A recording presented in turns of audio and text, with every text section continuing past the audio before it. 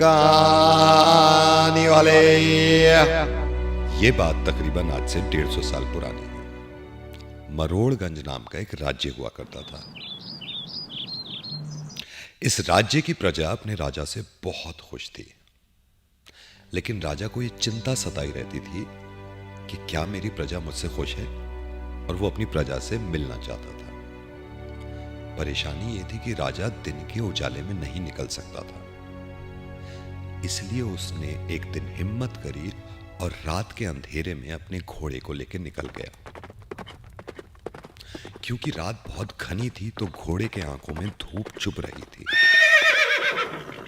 अब राजा घोड़े पे सवार होकर मरोड़गंज के जंगलों की तरफ बढ़ने लगा। बहुत दूर जाने पर राजा का घोड़ा थक गया, लेकिन राजा थका नहीं और हिम्मत नहीं हारी, इसलिए पैदल चलने लगा। पैदल चलते चलते राजा को प्यास लगी। प्यास इतनी लगी कि राजा का गला सूख चुका था। राजा परेशान हो गया, राजा बेहाल हो गया। उसने जंगल के सारे कुएं देखे, लेकिन सारे कुएं सूख चुके थे। राजा की नजर पड़ी अचानक से एक झोपड़ी की तरफ। एक मोमबत्ती जल रही है। राजा उस झोपड़ी की तरफ बढ़ा और दरवाजा खटखटाया। अचानक से एक आदमी बाहर आया और ये कहा राजा ने, मैं बहुत प्यास लग रही है, मैं बहुत प्यासा हूं, मुझे पानी पिलाओ। उस इंसान ने राजा की तरफ देखा और गर्दन हिला दी और कहा कि पानी हमारे पास नहीं है। अब राजा का गला और सूख रहा था। राजा मरने की कगार पे आ चुका था। राजा मर रहा था। राजा ने देखा ना कुआं है, ना तालाब है, ना नदी है, ना समंदर है, लेकिन मरता क्या ना करता। फौरन राजा ने जंगल के स्टारबक्स से एक कैपुचिनो कॉफी ऑर्डर करी, कैपुचिनो पी और घोड़े पे फिर से सवार हो गया। अब घोड़ा आगे आगे बढ़ता रहा। राजा की नजर पड़ी एक तालाब के पास बहुत सारे लोगों ने लाइन लगा रखी है। अब राजा परेशान हो गया कि मेरी प्रजा यहां लाइन क्यों लगा के बैठी है। राजा ने हिम्मत करी और उन लोगों की तरफ बढ़ता रहा। एक आदमी के कंधे पर हाथ रख के बोला, तुम क्यों इस लाइन में खड़े हुए हो?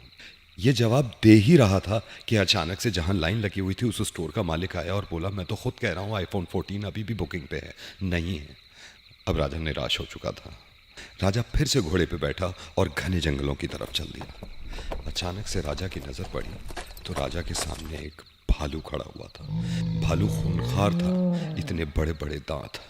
राजा ने भालू की आंखों में देखा, भालू ने राजा की आंखों में देखा। जैसे ही भालू ने राजा की तरफ झपटा मारा, राजा ने अपनी तलवार निकाली और ओपन फायर कर दिया, धाड़ धाड़। फायर सुनने के बाद भालू वहां से गायब हो गया।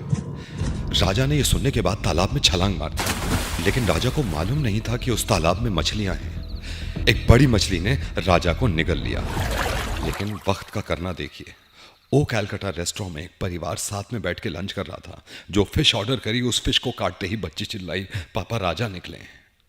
मछली के पेट में इतने से राजा कूद रहे थे, उछल रहे थे, सब बहुत खुश हो रहे थे।